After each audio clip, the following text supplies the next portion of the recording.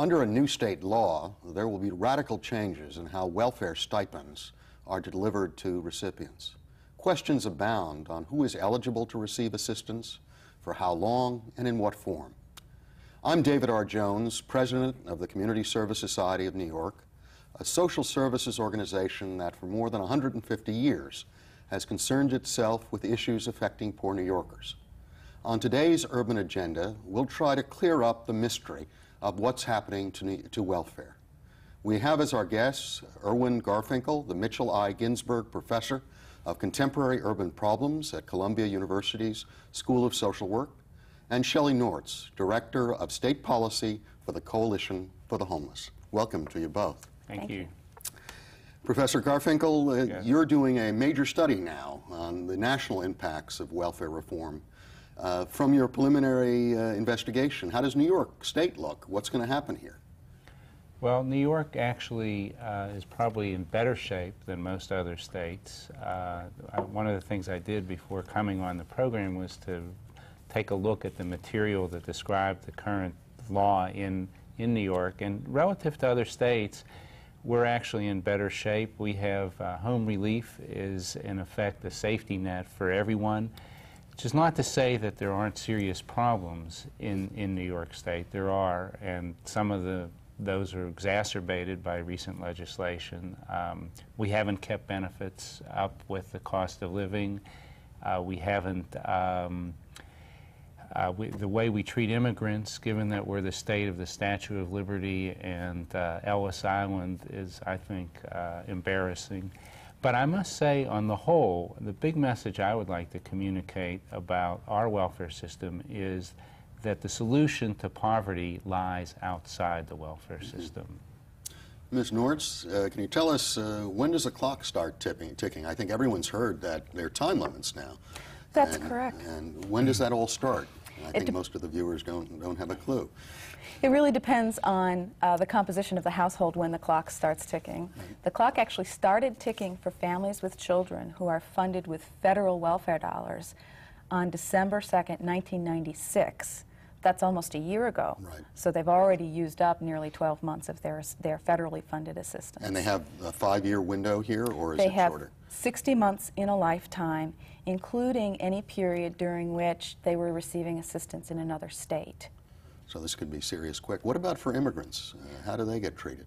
Certain immigrants receiving welfare in New York will be under a 2-year cash time limit, and that clock probably starts at the same time that the limit on childless adults, which was August 5th, 1997, was the first day that those... Now, will immigrants who come in after the law have any entitlement at all?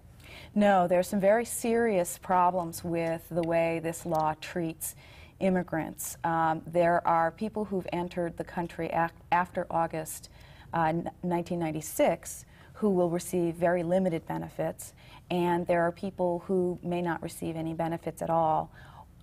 There are those also who come into New York from another state or country who will be ineligible for their first year here. Now, that's pretty serious. The numbers I saw last were getting 25,000 new immigrants every year in the city of New York. That's big numbers. That's correct. Now, one of the unique parts that's starting to move out, Professor Garfinkel, is the issue of vouchers instead of cash. Yes. I think I'm going to ask both of you about this. How does this system work? What does it mean, vouchers? I mean, Well, you instead of being given cash, you would be given cards that could be used for. It's like food stamps. Food stamps is a voucher. Right. You could do the same for housing and so on. I'd make 3 points Sure. about vouchers. First, under some circumstances, vouchers are appropriate. For example, if you have someone who is severely retarded, someone who is severely addicted, someone who's severely mentally ill, and that's the qualifying condition, I would say vouchers are very appropriate there. Second, relative to nothing, vouchers are better than nothing. But third, I think the design of the current bill is to substitute vouchers after some point for unlimited cash relief. I have advocated work relief to follow a time-limited cash relief, and it's possible that vouchers could be as good as work relief. And what, I'm sorry, what would work relief? Well, work relief, the idea, if you look at the way President Clinton first proposed time limits, the time limit on cash was to be followed by eligibility for work relief, so that you would have to work for your benefits. I see. Working off your benefits. That's right. And the WPA model. The WPA, which is not exactly working off benefits, but it's similar, and I actually favor that. But I don't think vouchers are a good substitute for work relief, although maybe they are. But let me say why, what I see as the major problem. Work relief reinforces independence because you have to work for the benefits. Vouchers have exactly the opposite effect. They assume that you can't manage your own money, and they therefore infantilize and make the recipient more dependent. It's not good training for someone to say, you can't manage your money, we'll manage it for you, and therefore, you know, it's just not a good system. Now, Ms. Nortz, in New York State, how is the voucher system going to roll out? What happens here? The voucher system in New York is largely not a paper voucher system. It's going to be very much tied to the delivery of benefits through electronic means. The time limits in both the 24-month case and in the 60-month case. The 2 years for immigrants, the 5 years for residents, right? Right, and 2 years for childless adults. Right. Those time limits will be followed by New York's safety net or voucher non-cash system. Right. What will happen is that the person's rent will be paid directly to the landlord or by way of a two-party check. A direct payment will be made to one or more utility companies for fuel for heating and possibly also electricity, possibly even telephone. It's not clear how that's going to happen. Now, will this be indexed to actual costs of utilities? No, there is no adjustment made to the benefit levels. So you have those two payments being made, and then every household, to the extent that there's any money left after those payments are made, every household would qualify for a small personal cash needs allowance. And so they would still get a little bit of cash, but it amounts to anywhere from $6 a week for a single person to maybe $50-some-odd for a family of 3. So it's really not an adequate means of delivering benefits to people who may have been complying fully for 5 years. Well, yes, Can I add yes, a couple Professor. things? Yeah. One, I was shocked when I realized how many people on the old AFDC system were actually on vouchers in New York State. Already. It was 70–80% of the caseload in most counties in New York. It's an outrage. New York is by a state by themselves. We're generous, but this is not a good idea in my judgment. A second, I think it's very important to recognize that vouchers and work relief both share the problem that they're more expensive per recipient than is cash relief. The reason we rely on cash relief is it's so easy to do and it's so cheap. The next time we have a big recession, we appropriately are going to want to be able, and the roles start to escalate, we are going to want to be able to get aid to people quickly and efficiently. And at the minimum, it seems to me we need a trigger that would say once unemployment reaches a certain level that we suspend time limits on cash relief. Otherwise, we're going to have Is there any movement in the legislature? Have you heard any talk about this? I don't know. That's a good... I don't think we've seen any movement in that direction. There are some people who are exempt from this limitation of 2 years or 5 years. HIV and other handicapping conditions. Exactly. People who are basically exempt from the work rules because of an illness or disability don't have a clock tolling for them. But something that's important to know about the voucher system in New York is that there is, in addition to the 3 types I just described, there is a 4th type of benefit, which is electronically delivered to the person, not for cash. They would have to take a card, like a credit card, to a store that is participating with the state and swipe that card for the merchandise that they want to buy there. And our big criticism of that particular aspect is that it restricts the purchasing power of the meager benefits we give to recipients and forces them to make higher cost purchases for necessities like school supplies, or instead of being able to go to a tag sale and buy a used snowsuit for a child, they're going to have to go to a department store. Now, would all stores be engaged in this, or in other words, would you be able to comparison shop?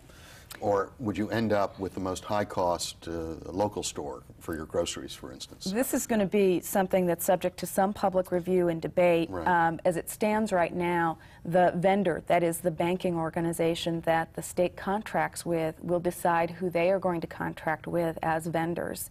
The good thing is that any place that is a participating vendor in the food stamp program will automatically qualify. Now, would there be any fees taken out as people come to it? In other words, they're going to take what little these people have and take another fee on top of it? Unfortunately, every time the card is used, and the card will be used both to access the cash and this non-cash, there are 4 free swipes of that card during a month, and beyond that, the recipients will be charged 85 cents a swipe. And you've got $50 in loose cash you're going to get for the entire month. So if you decide to get, you could use up a significant part of your allotment just doing this. Especially if you try to shop from one department store to the next for the most inexpensive toiletry item. Tell me about housing. I mean, we're getting indications that one of the sort of unseen dangers in this whole business is squeezing further money out of the low-income housing rental market. And what impact? How will this voucher system work? Obviously, they're not talking about indexing to real housing costs in New York.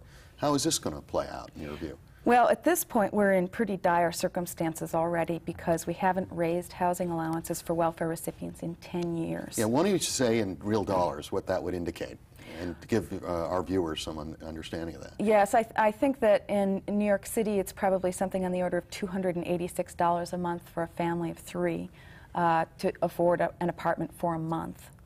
That's completely inadequate, and most of the welfare benefit is, in fact, put into housing costs and housing-related costs, leaving the recipients with very little else to buy other necessities. Now, as these vouchers hit down, as people inevitably, particularly we haven't talked about the recession issue, I'd like to come back to that. I know that good times will always roll, but you know, being a cynic, what happens is, okay, I've got somebody, an immigrant, who does everything right, but for whatever reason, the 2 years run out, and now they're on vouchers. They're living in a marginal apartment. What happens now? Well, our worry at this point is that their rent isn't going to be paid on time or paid at all in some cases. We already have, as Professor Garfinkel suggested, quite a few recipients whose rents are supposed to be paid directly to the landlord, and guess what? The payments don't get there. And our waiting room at the Coalition for the Homeless often has people who've lost their apartments because the city of New York didn't pay their rent. Yeah. We did a study about 3 years ago now looking at the low-income rental market, all sorts of warning signs. But we did some focus groups with some of the landlords. And being a good progressive, landlords are the demons for many of me and my staff. But when we sat down with these landlords, it was clear that the rental allowance that welfare was providing could not even meet their minimal cost of operating. And I assume this is going to accelerate this pattern of the 285 or thereabouts, and the continuing escalating costs of even marginal or submarginal housing. What's going to happen here? Well, the consequence of not having enough money in the low end of the housing market is abandonment and foreclosure. Yeah. And fewer housing choices at any income level. Professor? Let me switch the subject Sure. just a bit. I want to go back to the original point I was making, that the solution to poverty, and I would say welfare, lies outside the welfare system. And let me just illustrate that with the group I know best, which is single mothers and their children. We have, if you go back to when we constructed the Social Security system, they were predominantly widows. And what the solution was, survivor's insurance. And what survivor's insurance does, it's quite a social invention. It makes sure that dead parents support their kids. If the architects of the Social Security Act were up to the task of getting dead parents to support their kids, surely we can get living parents to support their kids, but we don't. The fact is, our child support system is a mess, not just for the poor, but for everybody. New York in particular. That's one of the big reasons we have such high welfare caseloads. If we were to have a universal child support assurance system, we would make single mothers and their children better off and simultaneously reduce welfare caseloads. It would then enable us to do better by the people who remain on welfare, who couldn't get child support. But the solution lies outside welfare. Child support is one example. There are a number of other examples, and it's important. You use the term progressive. I like that term myself. It's important for progressives to come back to the original tradition of our Franklin Delano Roosevelt, recognize that relief is necessary, but even more important is prevention of poverty. And to prevent poverty, we need an agenda that promotes universal programs like child support assurance. There's an interesting thing when we talk about children and how they fare under this new system. I used to be head of youth services many years ago now, 12, 13 years ago, during the Koch administration. And one of the undone things that we left there was trying to deal with the issue of kids who were aging out of foster care, almost inevitably into welfare dependency. And my argument with other city officials and the mayor then, we are the guardians of these children. You have no excuses now. This is not bad upbringing by bad parents. The state is the parent, and we're mucking it up. Why couldn't we just control this issue? When I looked at this, just took a brief look at this recently, if anything, the problem may have gotten worse. We have about 47 to 50,000 children in the system. There is no planning for kids once they reach the upper tiers from about 14 to 18 before they, quote, age out of foster care. And the numbers, there are no firm numbers that I have, but over 90% of the kids end up dependent because they have no network. I think of myself as a 17-year-old. I look at my son as a 17-year-old. I shouldn't use his name here, but there's no way in the world, even though he's does everything right, with no network and no construct and no transition into how to be a productive adult, there's no way he could make it. What about, how are these children, how are the kids in foster care going to be dealt with as they come out?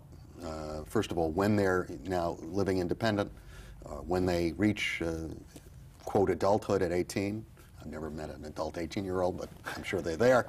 I mean, what happens to them in your view? Well, there are some attempts in both the federal and state law to force that population and along with the runaway and homeless youth population into adult supervised living arrangements if they have had children under age 18, to force them into school. What is an adult living situation? Well, this is a non-existent entity for the most part, but both laws call for these minors, if they have children and are keeping the children in their household, to live in some setting where there's an adult supervising them. This is going to unfold over time. Each locality, including New York City, is going to have to find ways to cope with this requirement. I think young people are going to be in more desperate circumstances, not helped by this provision. But this is one of the reasons that we believe that some of the provisions in this new law are going to increase the number of homeless people we have in New York City. Two things I was looking at, and I'd like to ask your view as well, Professor. I was looking at one of the ancient studies, 150 years organization. I can always look back. But I was struck in the 40s and before, the foster care population was being transitioned directly into criminal facilities. Mm-hmm. And while we don't have, there was a formal mechanism that, if you were an unattached teenager, basically, you were segregated, hopefully, in a prison as part of, until you were old enough to so-called be on your own. When I start hearing statistics on the number of kids who are formerly in foster care who end up in the criminal justice system, it looks like we're doing the same thing. There clearly is that issue, and the issue that New York City, at least, has the worst proportions in the terms of number of young people participating in the labor market of any major city that we can discover in the nation. All those things are clearly mixing around to really confirm what you're talking about. But what is the national outlook for teenagers, and particularly teenagers of color? I mean, what's going to happen here? I mean, why? I put it to you because I can't figure it out, Professor. That's not fair. Yeah, it's not. But what do you see? Actually, I must say I'm not sure I agree on the provision. The provision we're talking about here is for a child, someone under 18 who themselves has had a child. So right, that's somewhat different. Yeah, and it's somewhat different. And it used to be that they could set up an independent household. Right. And the new provision in the law, and this is federal law, says that they either have to live with their parents, or if that's a threat to either them or the child, that rather than them living independently, they would live with another adult. Now, philosophically, I actually think that's a good idea. I think it goes along with what you were just saying, that whoever met an adult, 17 or 18, and if we believe that, then it makes sense to say that as a condition of age, you live with an adult. However, in principle, even though that sounds good, the question is, how do you operationalize that? Right. And it's more expensive. It's more expensive than just giving cash. And we don't have it set up. But I would disagree that philosophically, I think it's the right direction to go in. And it's, in a way, what we've had happen in the last, I'd say, 10 years, 15 years, is we've moved away from unlimited cash assistance as a right.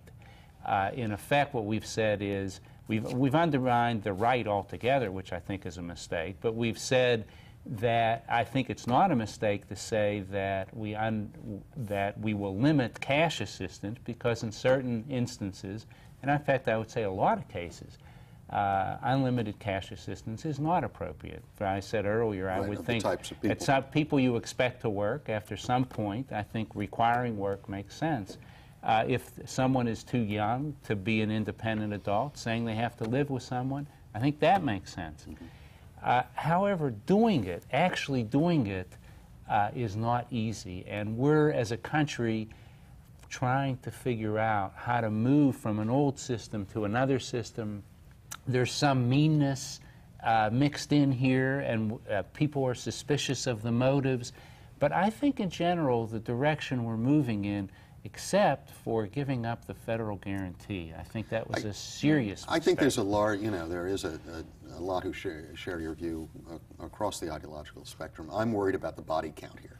Oh, absolutely. And I don't get the sense, as I look at the foster care system, and this was my problem, 13 years ago, and now the current administration, we're actually seeing deterioration. It's worse. And if we get another big recession, well, let's talk about disaster. that. Obviously, it's almost no one talks about it. I sit on the Health and Hospitals Corporation board, and you're not allowed to bring in the notion of falling revenues of various sorts.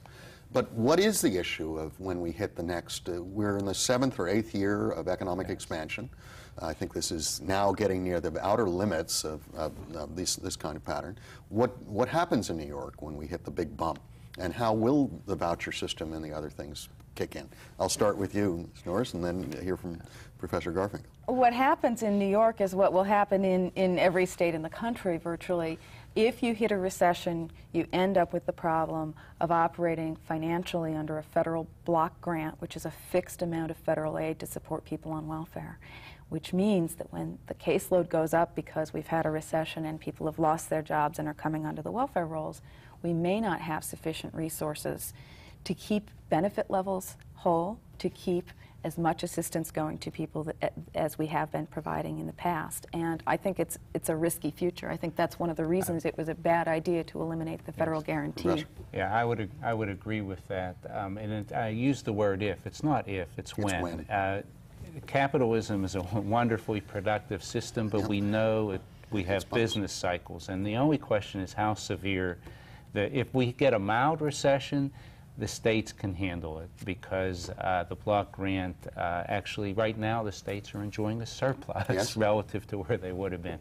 But if we get a serious recession, and we will at some point, we can go back and look in history. States must rebalance their budgets. So when a recession comes, they have to cut back. Federal government does not have to do that. And the federal government is the only level of government that can spend counter-cyclically. That's why we federalized the program to start with. What happened is, and it's important to keep this in mind, states ran out of money in September or July, whenever it was they ran out of money, they stopped giving aid. Period. It's an interesting another problem. It doesn't even have to be a recession here. Because New York and California and Texas receive so many immigrant populations who really can't be stopped, no matter what they say. If there's a major economic dislocation in the surrounding and neighboring states, this is going to get real wild in New York as well. Yeah. Tell me what both of your thoughts is on fraud with this voucher system. Everyone likes to talk about how wonderful the underground economy is, and that's going to bore people out. The underground economy, when I was growing up, was numbers running. I don't think it was quite legal. The underground economy is drugs in many poor neighborhoods. What's going to happen with these EBT cards, this voucher? Is this going to be another, incredibly fraud-laden operation, in your view? Well, one of the arguments we made in opposition to doing this in the first place is that people who are desperate for cash will do what it takes to get cash. Right. So if they use the EBT card to buy a pair of boots and go sell them on the street at a discount because they need cash, that's what they'll do.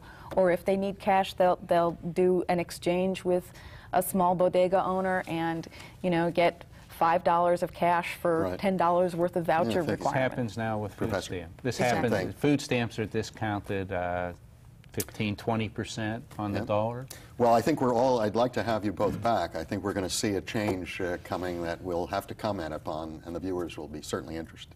Thank you very much. While a cashless benefits plan for welfare recipients may look good on paper, there are too many pitfalls to make it a practical approach. Questions remain on how such a system would be administered and whether enough vendors in enough neighborhoods would accept such a card. Ultimately, we have to ask ourselves the tough questions. Will the system actually save taxpayers' money, or is it just another way to punish welfare recipients for being poor? And finally, what does this portend for us as a society? I'm David R. Jones, saying thank you for joining us on the Urban Agenda.